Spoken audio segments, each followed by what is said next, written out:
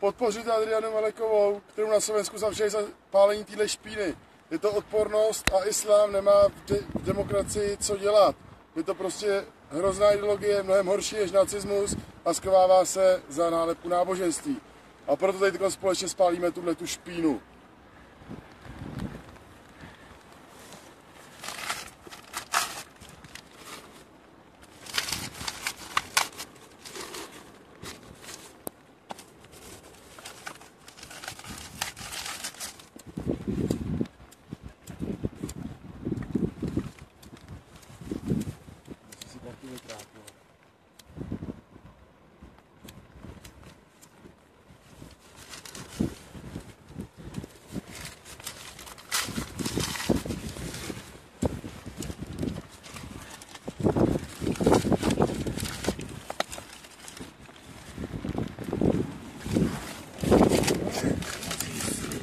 Přesně tak to má být, vole.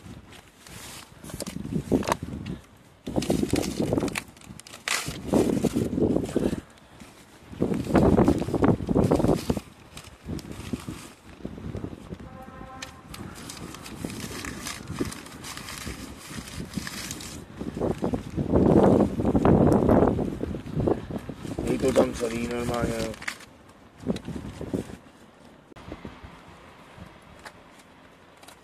Hnusnou knihu prostě dovnitř, ty vole.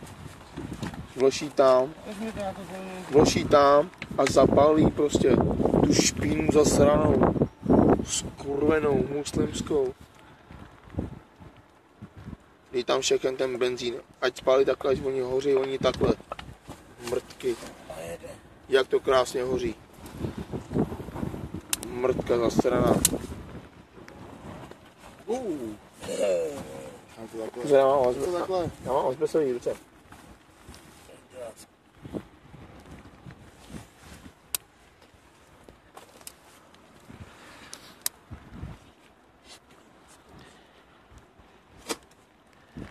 Hoř ty špínu.